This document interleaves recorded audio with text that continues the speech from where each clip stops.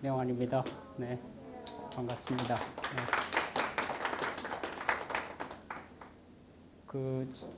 많은 인턴십을 할 수 있는 데가 많은데 참여연대라는 단체를 특별히 이렇게 선택해서 오신 분들이죠. 그래요? 네, 반갑습니다. 우선 제가 무슨 일을 해왔는지 그런 것들을 중심으로 먼저 이제 제 소개 말씀을 드리고 이야기를 시작하겠습니다. 나눠드린 자료는 그냥 참고로 보시면 되고요. 이 자료에 국한되지 않고 제가 말씀을 그냥 드리도록 하겠습니다. 저는 입법, 사법, 행정, NGO 공무원 생활을 다 해봤어요. 한 25년 정도를 사회생활을 했는데 사회생활 하는 동안에 입법 공무원 생활을 해보고 사법공무원도 해보고 그리고 인권위원회에서 행정공무원도 한 겁니다. 그리고 참여연대에서 한 5년 96년부터 2001년 초까지 같이 활동을 했었거든요. 제가 이 말씀을 드리는 이유는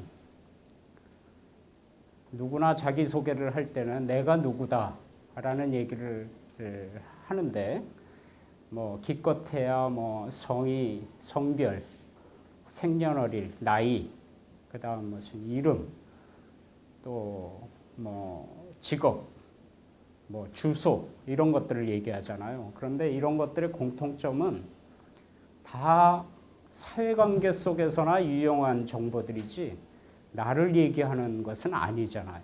그죠? 사람들은 자꾸 나 또는 단독적으로 존재하는 개인에 대해서 그걸 중심으로 세상을 바라보고 그러기가 십상인데 따지고 보면 단독자로 존재하는 개인이라는 것은 없는 겁니다. 다 사회관계 속에서나 있는 것이지. 제가 이름을 김형환입니다라고 얘기할 때 저에게 김형환이라는 의미가 무슨 의미가 있어요? 여러분들에게 김형환이라는 이름으로 불려지는 사람이구나라고 할 때 비로소 제 이름도 의미가 있어지는 거잖아요. 인권이라는 것은 개인의 이권을 중심으로 얘기하는 것은 세상에 존재하지 않습니다. 누구나 개인의 자유, 개인의 권리 이런 얘기는 입에 올리듯이 흔히 얘기를 하지만 사실 따지고 보면 그런 얘기들은 다 허황된 얘기, 없는 얘기만 하는 거예요. 우리가 여러분들이 이제 인턴십을 마치고 그리고 학교 과정을 마치고 이제 사회로 나가실 때 여러분들의 욕망과 비전, 꿈이 뭡니까? 나 잘 먹고 잘 살자라고 하는 것인데 다 먹고 살자고 하는 거 아니겠어요? 잘 되기를, 출세하기를 바라는 거죠. 근데 그 출세라는 것이 나의 이익만 취하자고 하는 순간 그 꿈은 영원히 이루어지지 않는 거죠. 그 성공은 절대로 이루어지지 않습니다.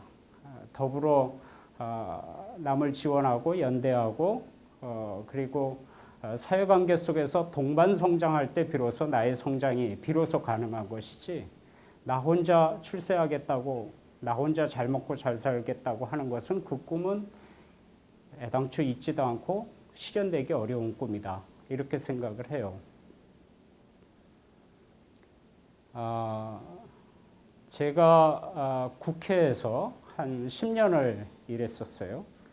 그때 88년도부터 일을 했는데 그때 국회는 박정희 이 군사 독재부터 시작해서 오랫동안 전두환, 노태우까지 해가지고 오랫동안 권위주의 정부를 겪으면서 국회가 사실상 거수기 국회, 그냥 알리바이용 국회로만 행세를 했던 시기를 좀 벗어나서 국정감사도 부활이 되고 지금 다 국정감사 하지 않습니까? 그때는 88년 이전에는 국정감사도 없었어요. 그리고 광주항쟁 여러분 아세요? 예, 5.18 광주항쟁 청문회도 열렸고 5.0비리 청문회도 열렸고 국회가 생겨난 이래로 처음으로 이를테면 청문회 같은 것들이 도입돼서 전두환도 막 나와서 얘기하게 만들고 정주영도 나와서 얘기하게, 장세동도 나와서 얘기하게 만들고 하던 시기였어요.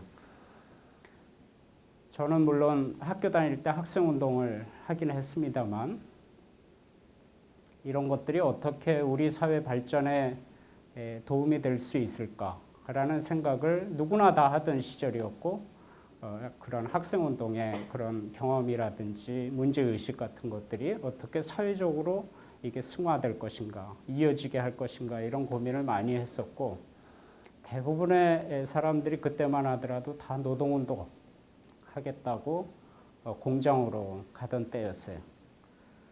저는 우연찮은 계기로 해서 국회를 가서 아주 신명나게 재밌게 일을 했었습니다.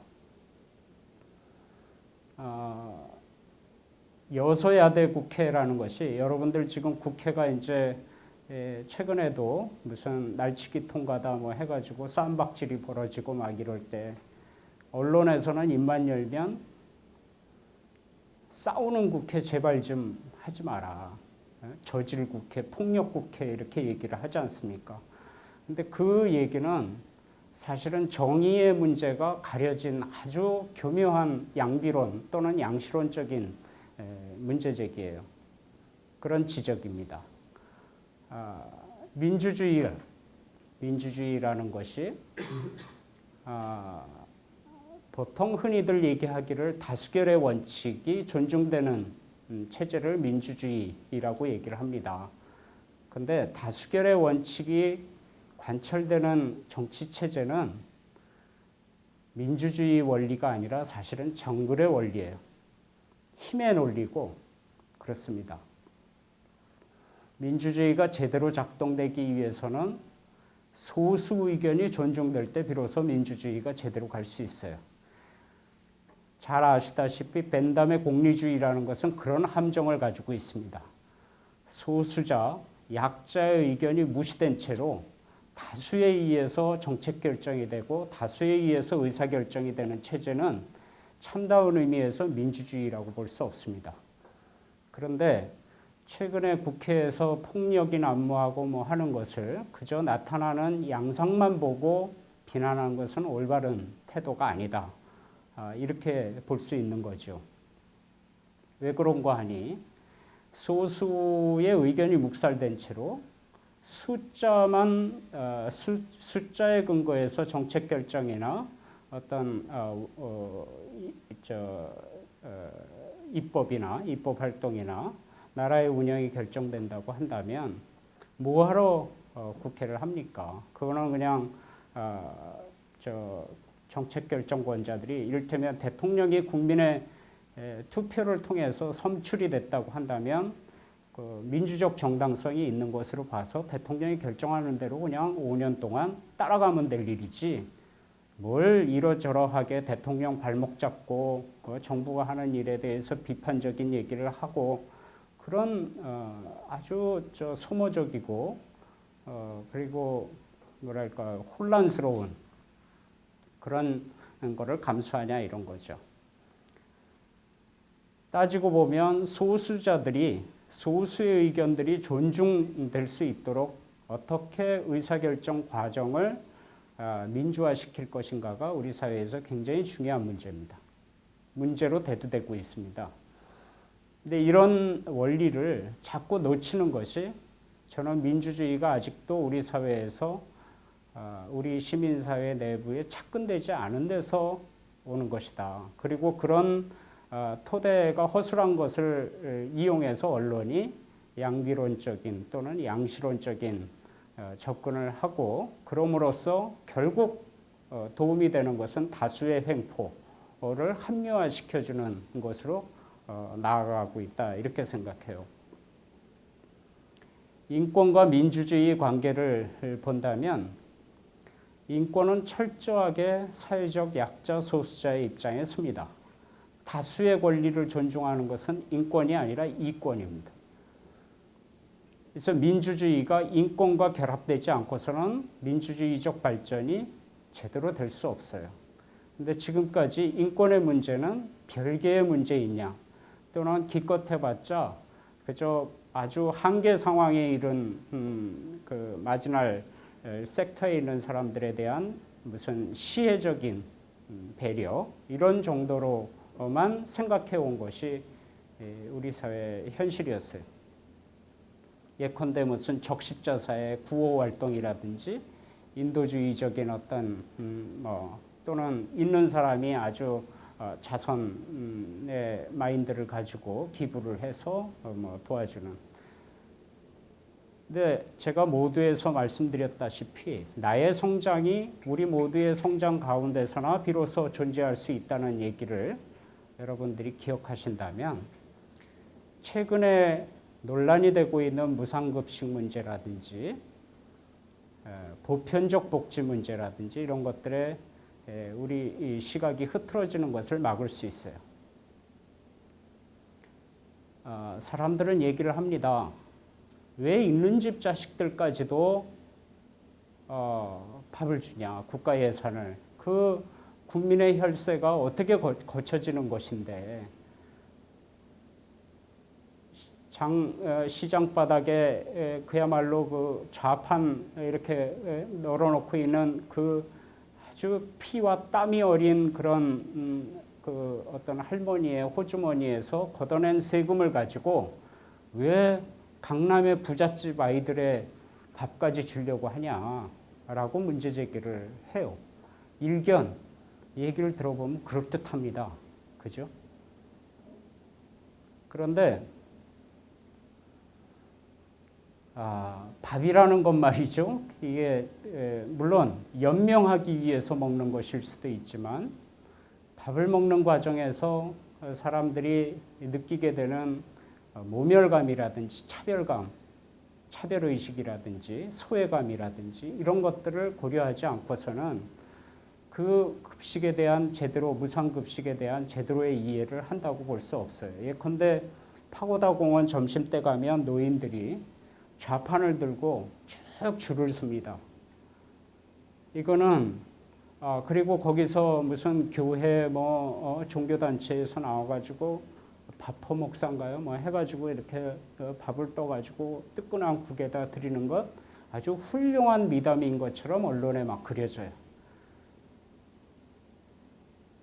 근데 그거는 따지고 보면 아주 비인권적인 인간의 존엄성을 이렇게 바닥에 거리로 내팽개치는 행위일 수도 있다는 점에 우리가 유의해야 합니다. 노인들이 밥을 먹기 위해서 줄을 서고 그 줄 서는 행렬 옆으로 수많은 사람들이 자동차를 타고 가거나 거리를 지나다니면서 구경을 해요. 여러분들이 만일 노인이 돼서 식판을 들고 그 추위에 거기 서가지고 밥을 기다리는 처지가 됐다고 생각을 해보세요. 거기서 인간의 존엄성이라든지 나의 자존감이라든지 이런 것들이 조금 더 훼손되지 않을 수 있겠는가? 그렇지 않다는 거죠. 그게 아름다운 광경이 아니라는 겁니다. 무상급식이나 보편적 복지의 문제도 따지고 보면 인권적 측면에서 보면 그거는 차별의 문제이고 인간 존엄성에 대한 문제로 접근을 해야 제대로 정책의 방향을 잡을 수가 있는 거죠. 제가 이제 얘기가 왔다 갔다 좀 합니다만 처음이니까 좀 제가 긴장해서 그렇다 이해를 좀 해주시고 그리고 나서 참여연대에서 한 5년 활동을 하는데요.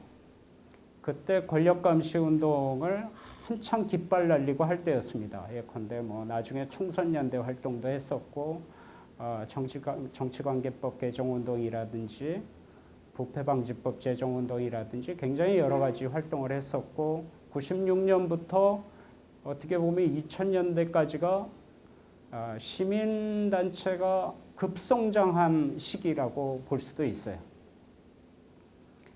지금도 참여연대는 뭐 국내 유수의 시민단체로서 자기 위상을 가지고 있습니다만 그때는 이미 선발주자로서 경실련이라는 것이 있었고 경실련 다음에 참여연대가 생겼음에도 불구하고 참여연대가 급성장을 해서 사회적 영향력이 아주 굉장히 커지던 때였습니다.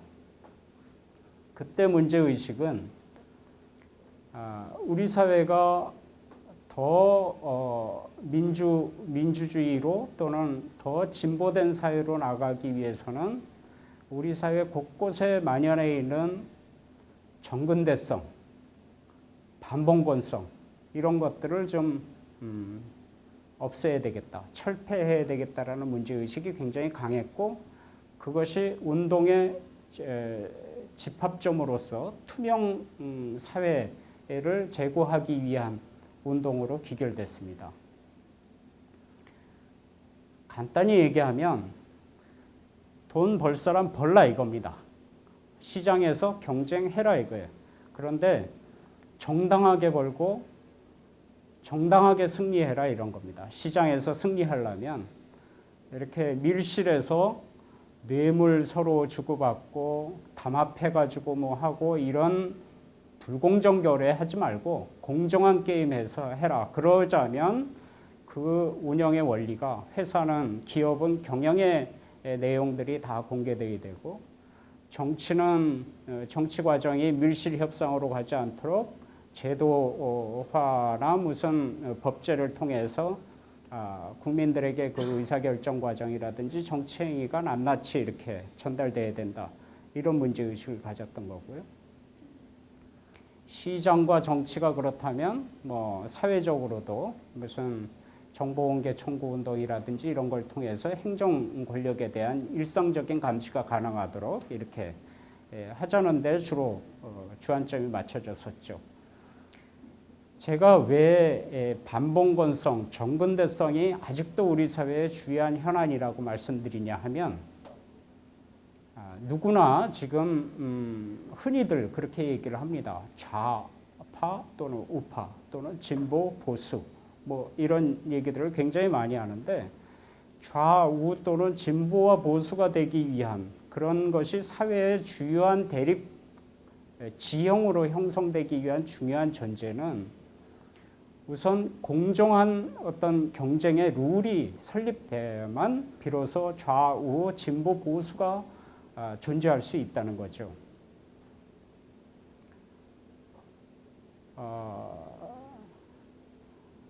정치 체제는 뭐 삼권 분립이니 헌법 헌정 체제니 뭐 해가지고 도입됐다고는 하지만 실질적인 행태들은 뭐 구한말 또는 이조 시대의 왕조 시대처럼 모든 권력을 한 사람이 다 쥐고 자기 멋대로 권력 행사를 하고 이렇게 되고 있단 말이죠. 그리고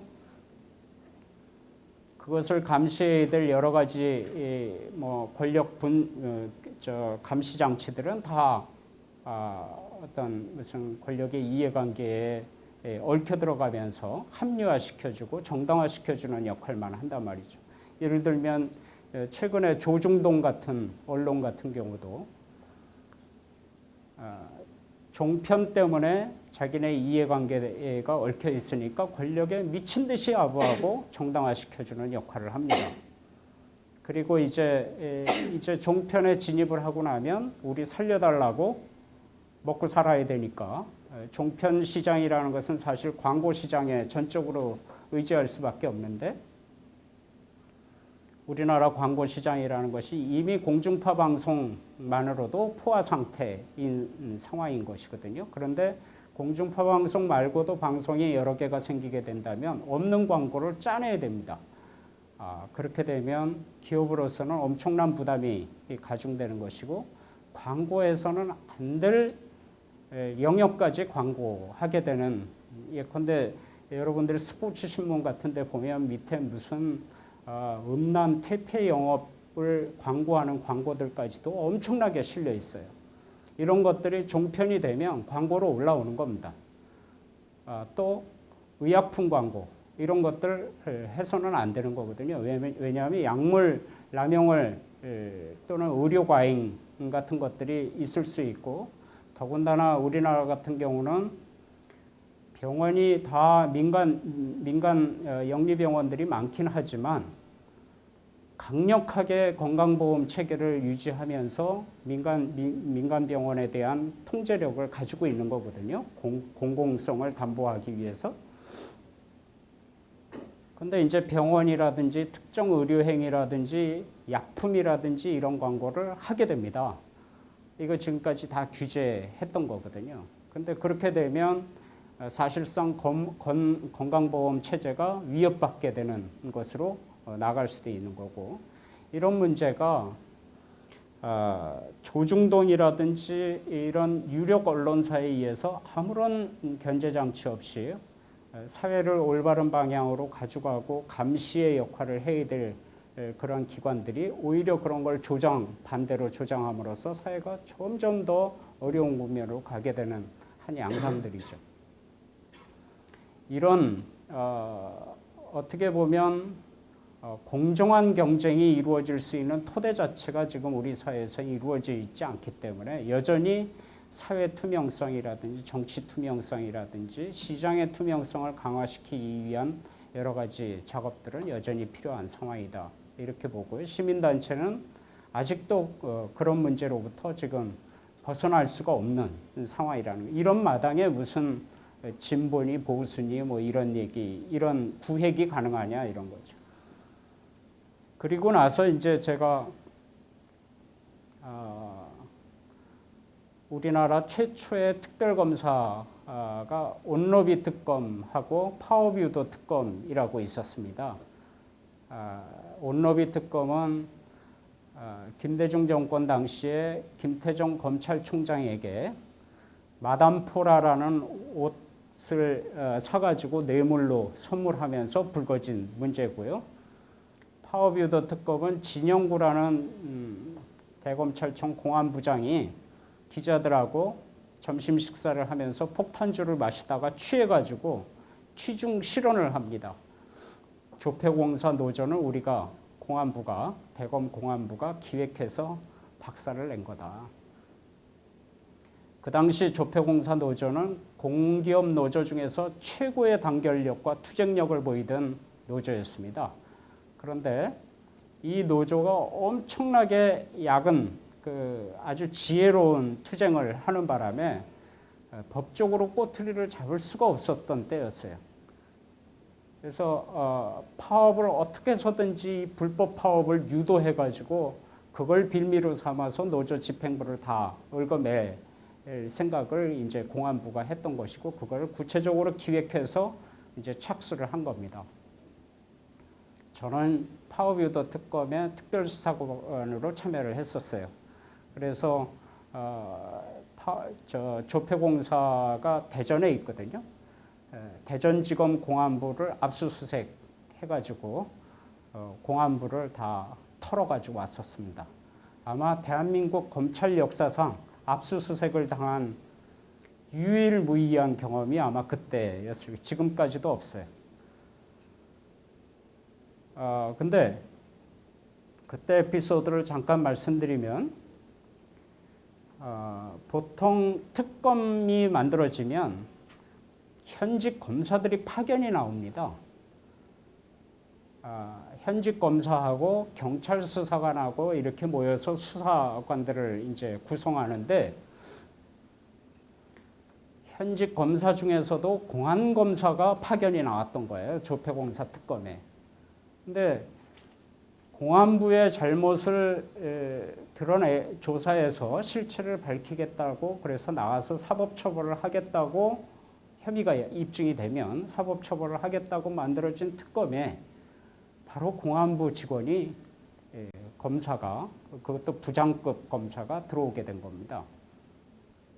그 검사가 수사 과정에 참여하는 것은 이 특검의 성격상 온당치 않다 해서 수사 검사들은 수사 일선에서 물러나고 검찰 측과의 우리가 요구하는 자료라든지 수사 자료라든지 이런 수사 행위의 활동에 보조만 맞는 것으로 역할 분담을 하자라고 주장했습니다. 그런데 그 당시에 특별검사로 임명된 사람이 강원일이라는 사람인데 이 사람이 지검장까지 했던 사람입니다.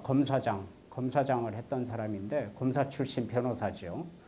근데 특별검사의 임명 과정을 여러분들이 다 아시겠습니다만 보통 대한변협에서 복수로 추천을 하면 대통령이 임명하도록 돼 있거든요. 근데 대한변협에서 두 사람을 추천했는데 그 중에서 김대중 대통령이 이 강원일 변호사를 특검으로 임명을 한 거였어요. 근데 검사 출신 변호사는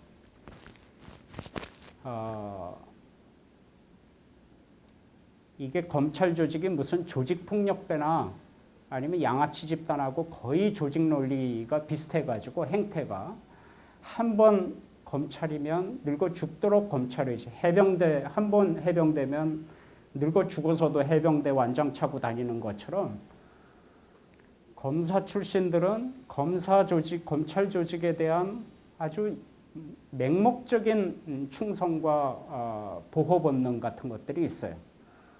이 강원일 특별검사가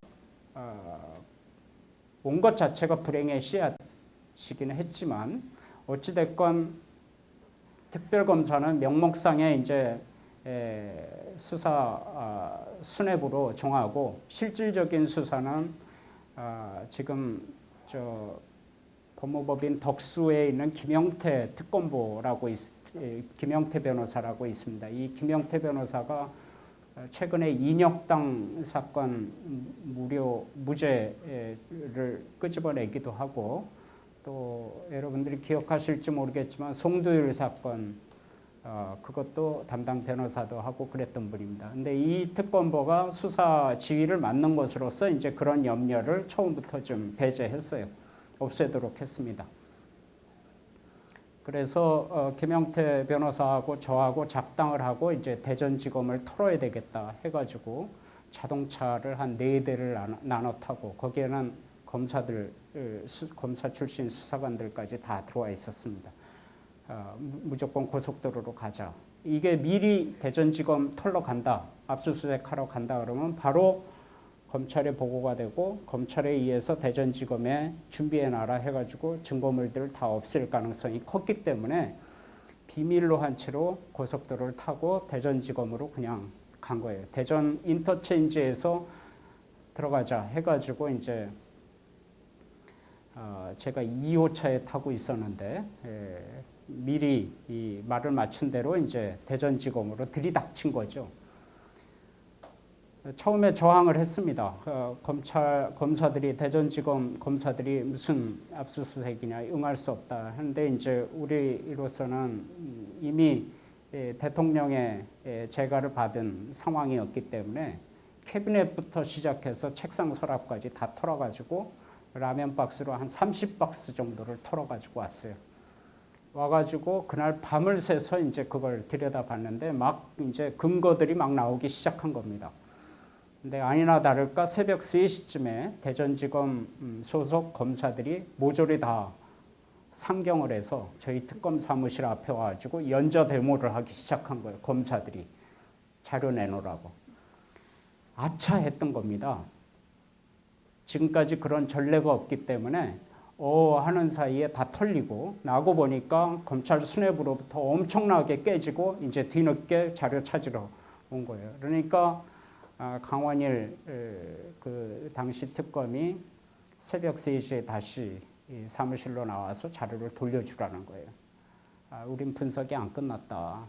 그리고 특검이 적법한 권한 행사를 해서 가져온 압수수색을 해온 물품에 대해서 왜 그걸 돌려주냐 항의를 했습니다. 이 사람이 할 말이 없으니까 나중에 막 인간적으로 호소를 하고 제 앞에서 울더라고요. 눈물을 흘리면서 제발 좀 돌려주라. 내가 인간적으로 호소한다고. 어찌됐건 약속은 아주 저희가 일람을 하는 것으로, 일회람을 하는 것으로 이제 복사나 이런 건 안 하는 선으로 해서 돌려주는 것으로 약속은 됐지만 그 사람들이 바깥에 있는 사이에 중요 자료에 대해서는 몰래 복사를 다 했어요. 그래서 자료를 다 확보가 됐습니다. 근데 거기서부터 저희가 이 특검에 대한 신뢰에 금이 가기 시작했고 이 수사가 제대로 갈 수 없겠다. 그래서 완전한 수사권 독립을 주장하다가 결국은 그게 결렬이 되는 바람에 파워비더 특검은 중간에 깨져나가 버립니다. 우리는 기자회견, 검찰청 기자실에서 기자회견을 하고 나와서 이제 이런 수사는 사실상 대전지검 공안부에 면죄부를 주는 과정에 불과하므로 이렇게 갈 수는 없다. 아니나 다를까요? 저희가 나오고 나서 수사 결과 발표는 대전지검 공안부가 한 것이 아니라 조폐공사 사장이 기획을 해서 조폐공사 노조를 깬 거다라고 특검의 수사 결과가 나왔습니다. 엉터리죠. 근데 그러한 진실 같은 것들은 아직도 묻혀 있는 것. 우리가 끝나고 난 다음에 수사 백서를 따로 만들긴 했습니다만 대부분 수사 중에 취득한 사실이나 정보는 바깥으로 공개를 했을 경우에 10년 정도의 징역을 살게 돼 있거든요. 그래서 그게 형사소추의 기한이 만료되기 전까지는 공개를 못합니다. 그래서 지금 백서로 그냥 저희가 자료 모음집으로만 가지고는 있는데 언젠가는 그런 것이 다 드러나겠죠.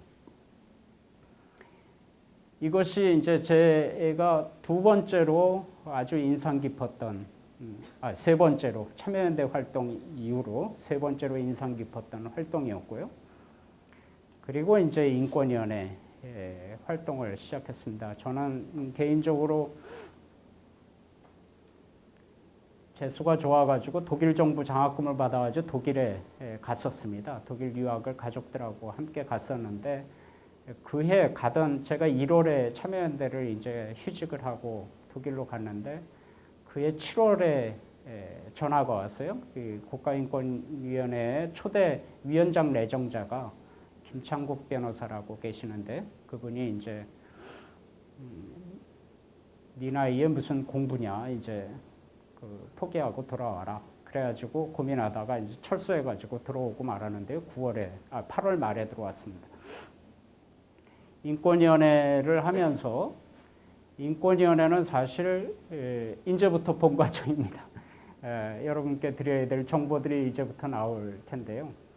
인권위원회는 1994년도에 비엔나 인권대회, 유엔 인권대회에서 최초로 유엔 차원에서 결의된 권고에 의해서 설립된 기관입니다.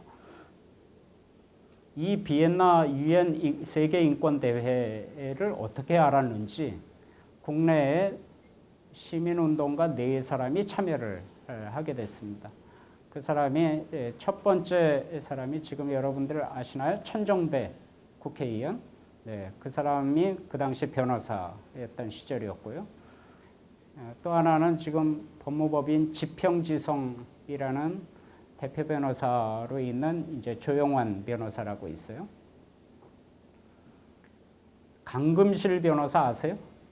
예, 강금실 변호사하고 같이 이 공동 대표 변호사를 하다가 지금 강금실 변호사 서울시장 출마를 하는 바람에 이제 그 법무법인을 맡아가지고 혼자 지금까지 하고 있는 사람인데 이분이 제가 아는 한 국내에서 가장 권위 있고 가장 전문적인 인권 전문가입니다. 지금 뭐 이러저러하게 뭐 얘기되고 있는 사람들은 굉장히 많습니다만 인권에 관한 한 이론적 전문성은 국내의 최고 권위자예요. 그래서 여러분 나중에 인권 문제와 관련해서 무슨 논문이나 아니면 직업 이런 것들을 뭐 모색하실 때 조용환이라는 이름을 기억해 두셨다가 웹서핑이라든지 도서관에서 논문 검색을 좀 해보세요. 아주 도움이 되는 많은 글들이 있을 겁니다. 그 조용환 변호사하고 그리고 저와 같이 국가인권위원회 설립 디자인을 같이 했던 남규선이라는 당시 민주화를 위한 가족협의회 민가협이라는 데에 간사로 있던 남규선 씨하고 지금 성공회대학에서 강의하고 있는 이대훈 씨하고 이대훈 씨는 여기 저랑 같이 여기 참여연대에서 사무처장을 같이 했던 사람이기도 하죠. 이렇게 네 사람이 비엔나 인권대회에 참여해서 이제 우리나라에도 인권기구를 국가기관으로서 둬야 되겠구나라는 문제의식을 비로소 갖기 시작합니다.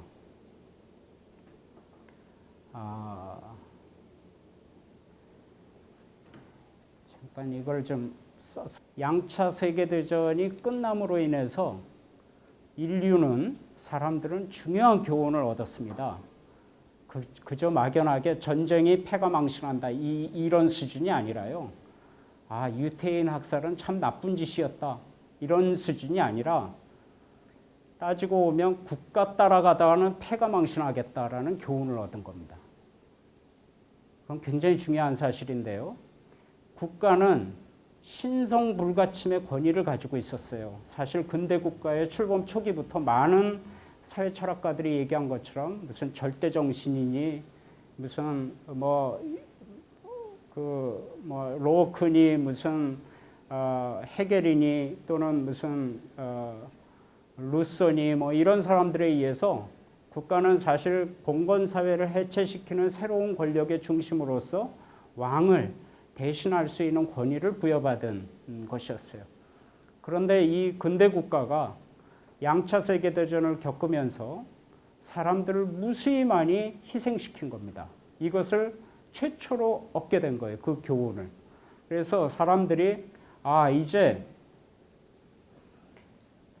국가가 하라는 대로 따라가다가는 나만 아는 것이 없겠구나라는 생각을 하기에 이르렀습니다. 이것은 세계적 차원에서 국가들의 위기 이 상황이 도래한 것이었어요. 그래서 유엔이라는 것은 사실 실추된 인민들로부터의 국가 신뢰를 회복하고자 하는 국가 카르텔이 맺어진 것이 유엔입니다. 무슨 인류의 보편적인 어떤 선을 구현하기 위해서 만들어진 그런 것이 아니라 국가들의 담합에 의해서 이대로 가다가는 모든 만국의 국가들이 다 망할지도 모르겠다라는 위기의식의 발현으로서 유엔이라는 것이 만들어졌죠. 유엔이 만들어지자마자 바로 손댄 것이 인권헌장입니다. 다른 안보리 이런 것이 먼저 만들어진 게 아니라 경제사회, 이사회, 안전보장, 이사회 이런 것들이 만들어진 게 아니라 인권보장 체계를 최우선의 가치로 잡은 거예요. 그럴 수밖에요.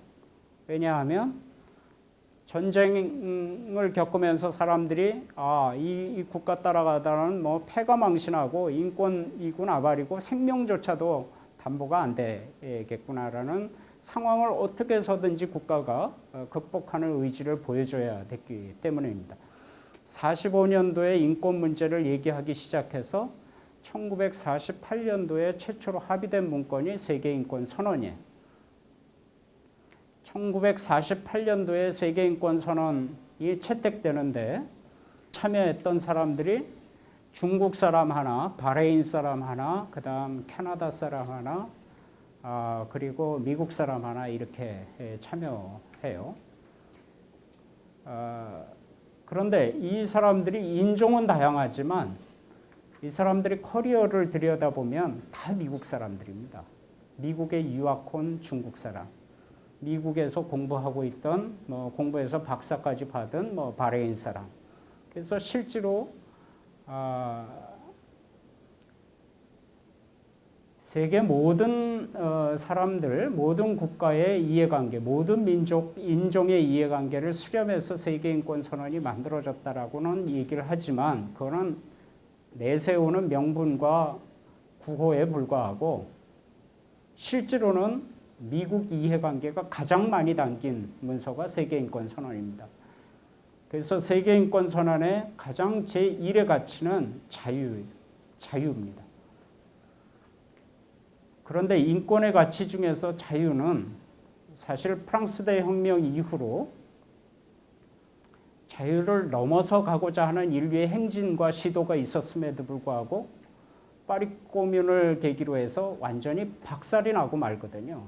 자유를 넘어서 어디로 갑니까? 평등으로 가고자 했던 거거든요. 자유의 가치를 제1의 신조로 삼는 유엔 체제가 바로 자유권 협약입니다. 이른바 A규약이라고 얘기하는 자유권 협약이고, B규약인가? 아무튼 정치적, 시민적 권리인가요? 거기 그렇게 나와 있죠. 그리고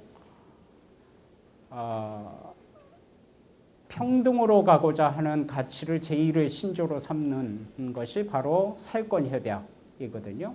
그래서 이 유엔에 여러 가지 조약 기구들이 있습니다만 핵심적인 두 기구를 들라라고 한다면 자유권 협약 기구하고 사회권 협약 기구입니다.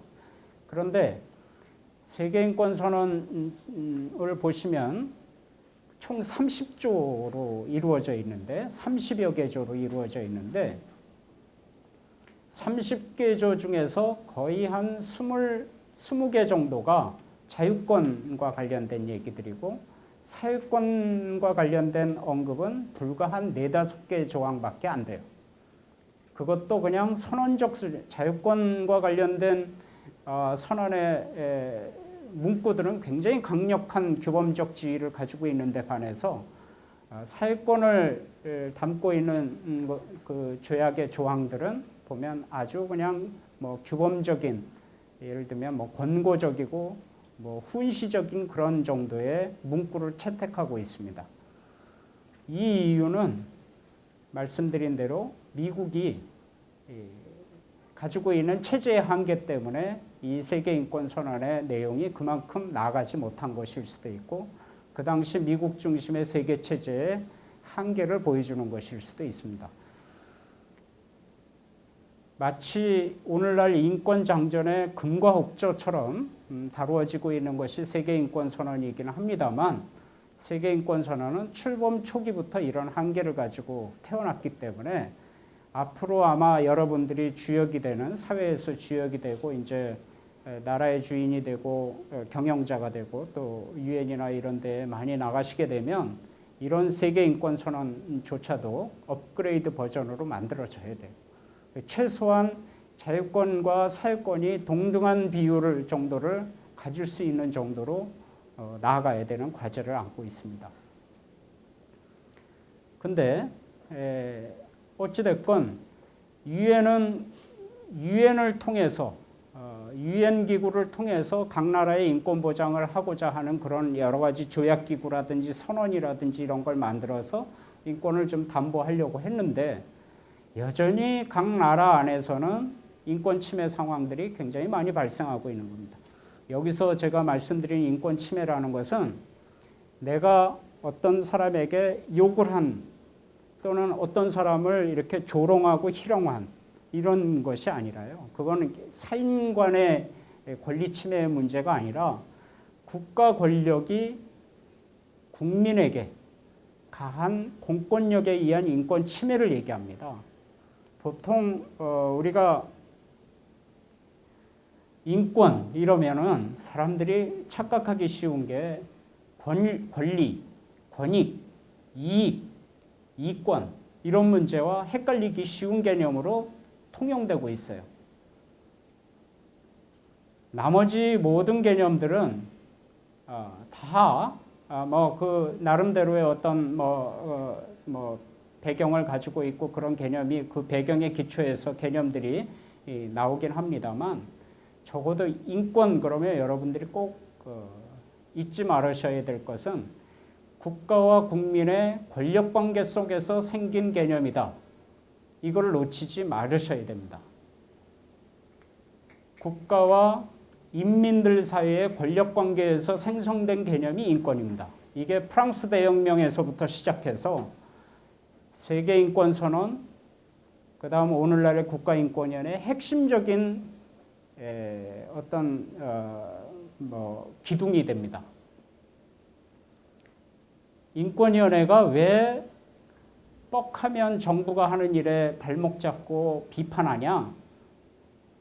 우리 생활 속의 인권들도 굉장히 많은데 예를 들면 노인의 무슨 권익 보호를 위한 일도 있고 아동 또는 여성 성차별 문제라든지 이런 것들 굉장히 많은데 왜 자꾸 국가 정책에 대해서 정치적인 문제에 대해서 얘기를 하냐? 이렇게 비판하는 분들이 있는데 그 비판하시는 분들이 모르고 있거나 일부러 일부러 이렇게 감추고자 하는 것이 바로 제가 지금 말씀드린 국가와 인민들 간의 특수권력 관계에서 생겨진 그런 개념이라는 것을 일부러 사상시키려고 하는 겁니다.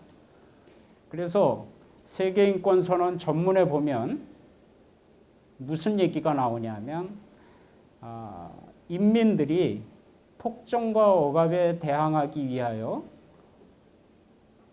대항하다가 그 마지막 수단으로서 반란에 호소하지 않게 하려면 인권이 법의 지배에 의해서 보호됨이 필수적이며 이런 얘기가 나와요. 그런 문구가 나옵니다. 이 얘기는 뭐냐면 다른 여러 가지 인간들 간의 개인 간의 관계에서가 아니라 폭정과 억압의 주체인 국가 권력으로부터 사람들이 견디다 못해서 반란이라는 비극적 상황으로 전개되지 않게 하기 위해서는 법의 지배에 의해서 인권이 보호되어야 된다 이런 얘기거든요. 법치주의, 법의 지배라고 얘기하는 것은 우리 흔히 법치주의를 얘기합니다. 법치주의는 준법 정신하고 틀려요. 법치주의는 애당초 법치주의 개념은 어떻게 생겨난 거냐 하면 왕이 옛날에는 이거 하면 죽어야 되고 이거 하면 살아났던 왕이 법이고 내가 국가고 했던 것이었어요.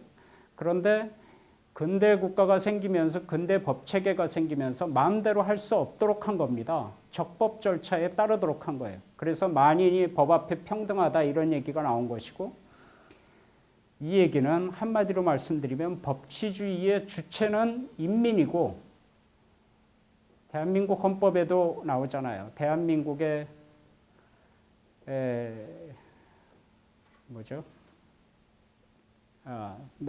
헌법 1조에는 대한민국은 민주공화국이다 이렇게 나오고 10조에 가면 대한민국의 주권은 1조 2항에 가면 대한민국의 주권은 국민에게 있고 뭐 이렇게 나가잖아요. 그죠?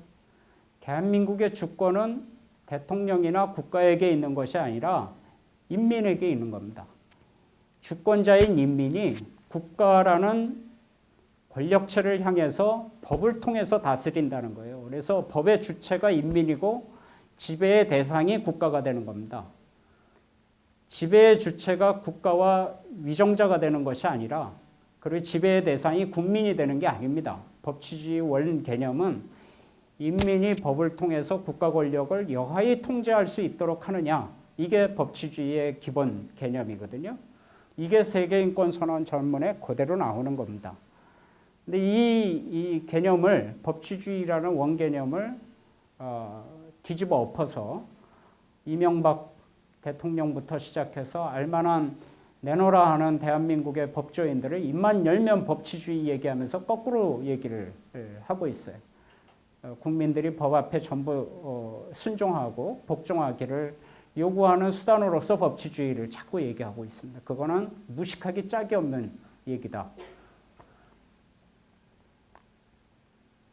그래서 유엔이라는 것은 어떻게 하면 법을 통해서 또는 다른 기제를 통해서 국가 권력의 횡포를 그대로 놔뒀다가는 또 양차 세계대전 같은 그런 대량 학살에 연합국도 사실 전범국가 아닙니까? 승전국도 전범국가거든요. 패전국도 물론 전범국이지만 이런 승패를 떠나서 전쟁에 참여한 모든 국가는 전범국가로서의 책임을 물어야 되는데 전쟁의 책임을 물어야 되는데 패전국가만 독박을 쓰는 거죠. 이런 것들을 이런 비극을 되풀이하지 않게 하기 위해서 유엔은 여러 가지 이제 선언도 도입하고 인권 보장 체계를 도입하기 시작하는 겁니다. 그 국제적 장치로서의 유엔이라는 것이 인권 보장 체계로서 국내까지 미치지를 못하는 현실이 막 도래하기 시작한 겁니다. 예컨대 우리나라가 자유권 협약에 가입을 했음에도 불구하고 박정희, 전두환, 노태우 시절, 김영삼, 심지어 이명박 정부 들어서도 엄청난 국민의 기본권 침해 상황이 벌어지고 있는 거지 않습니까? 이러면 유엔에서 이제 개입을 해가지고 이건 문제가 있지 않냐, 이거 이렇게 가서는 안 된다, 이렇게 해야 되는 거죠. 그런데 유엔이라는 것이 그런 국내적 이행 장치까지는 미처 그 수단으로서 가지고 있지는 못하다 보니까 국내적 이행기구를 가져야 되겠다라고 해서 94년도에 국가인권위원회를 각 나라에 설립할 것을 권고하기에 이른 겁니다. 그런 의미에서 보면 국가인권기구라는 것은 유엔의 현지 출장소, 각 나라의 현지 출장소일 수도 있고 또 유엔이라는 국제적 인권 보장 장치에 상응하는 국내적 이행 장치일 수도 있는 거죠. 94년도에 우리나라에 그런 몇몇이 문제의식을 가지고 있던 것이 마침 98년, 99년부터 이슈화되기 시작하고 이것이 대통령 선거의 주요 선거 공약으로 다 수렴이 됩니다. 당시 김대중 대통령뿐만 아니라 이회창 후보도 자기의 공약 중에 국가인권기구 설립하겠다는 것이 있었어요. 그래서 정권이 김대중 정권으로 가든 이회창 정권으로 가든 국내 인권기구의 설립은 공약에 의해서 가시화되기 시작한 것이었다. 마치 사람들이 인권기구가 무슨 좌파정부, 민주정부에 의해서 세워진 것처럼 얘기하지만 그것은 정권의 결단 차원이 아니라 시대의 흐름이, 조류가 이미 국내 인권 보장 장치를 설립할 것을 요구하는 것에 이르렀던 것이고 대한민국의 국제적 위상을 제대로 확립하기 위해서는 이런 국내 기구를 설립하지 않으면 안 될 상황까지 갔던 거죠. 2000년 상황이라는 것이. 입법 당시에 국가인권위원회 법을 만들 당시에 당시 신한국당, 지금 한나라당의 전신입니다. 신한국당의 국가인권위원회 법안이 훨씬 더 진보적이었어요. 심지어는 지금 여러분들이 좀 이따 말씀을 드리겠습니다만 인권기구의 효력이란 권한행사라는 것이 그저 권고거든요.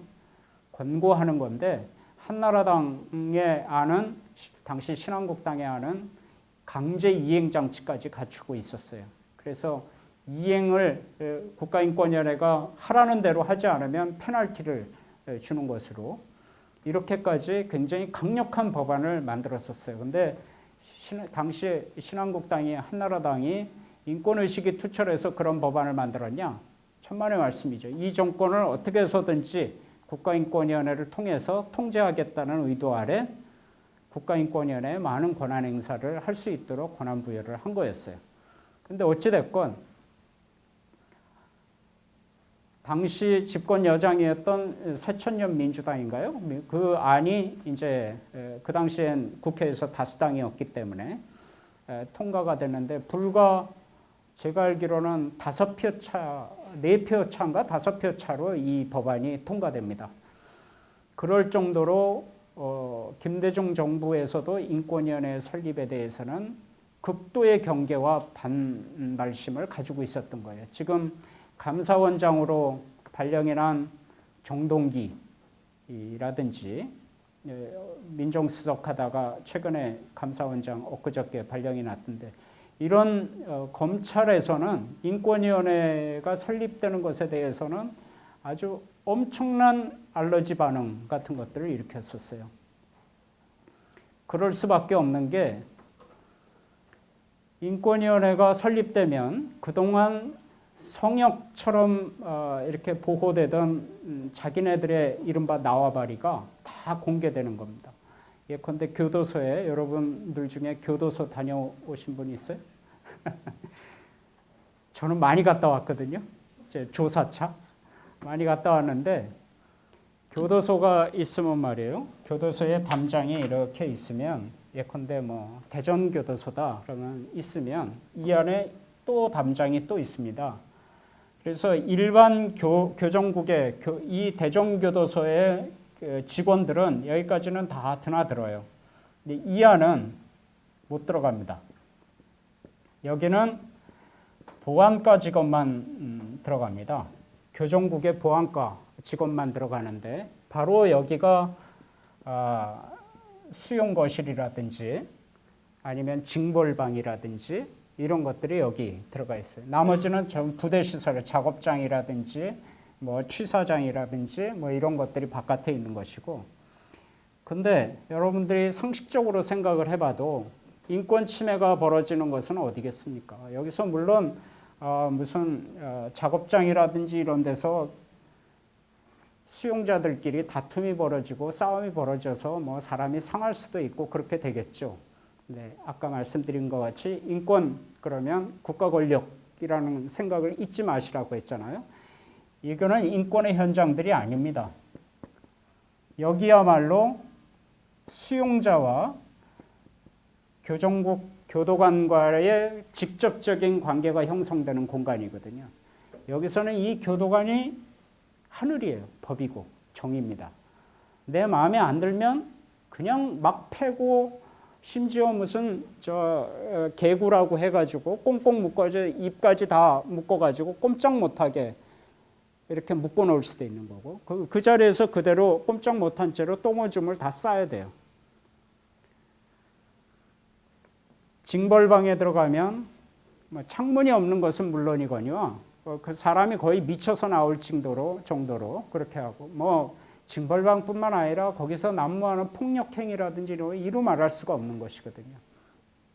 그렇기 때문에 여기는 아무나 못 들어가는 것이었어요. 그런데 인권위원회가 여기를 들어갈 수 있도록 법이 만들어진 거예요. 검찰로서는 특히 법무부 입장에서는 당연히 이거는 반대할 수밖에 없죠. 뭐 자기네 마음대로 권력 행사를 할 수 있는 중요한 성소를 잃어버리는 것이 되는 거죠. 뿐만입니까? 보건복지부 관할하에 있는 아동복지시설이라든지 부녀복지시설이라든지 노인복지시설, 장애인복지시설 이런 데는 아수라장입니다. 거기는 복지부의 고위관료나 뭐 저 정도의 직책을 가졌던 사람이 퇴직 후에 다 걸리 가서 이사하고 이사장하고 이러면서 정부 보조금 다 빼돌려서 세상에 가장 악랄한 사람들이 사회적 약자 등쳐먹는 사람들이잖아요. 근데 그 복지시설 대부분 그런 아주 뭐 아수라로 다 갔던 것이거든요. 근데 왜 그런 현상들이 벌어질 수밖에 없냐? 누구도 거기는 들어갈 생각을 못하는, 당사자 외에는 들어갈 수가 없는 거예요.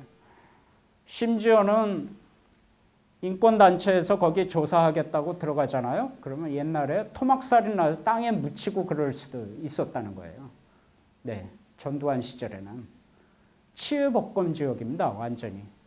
여러분들이 아실지 모르겠지만 박래군이라는 인권활동가가 있는데요. 이 친구는 에바다라는 그 장애인 복지시설에 공익이사로 파견이 됐었는데 똥물까지 뒤집었었어요. 그러니까 이게 뭐 폭력은 둘째치고 와가지고 그냥 못 들어오게 하고 사보타지 하느냐고.